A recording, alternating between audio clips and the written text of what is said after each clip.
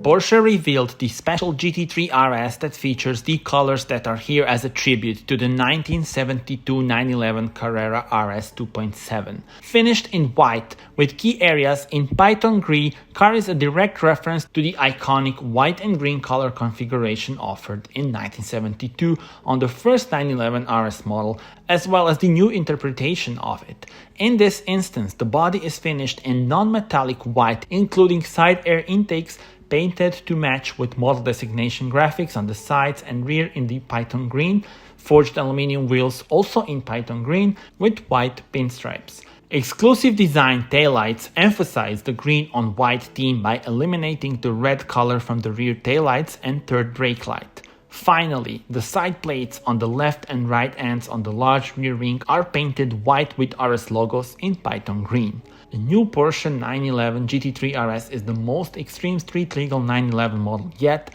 and tell me in the comments how do you like it in this spec. Also subscribe for more.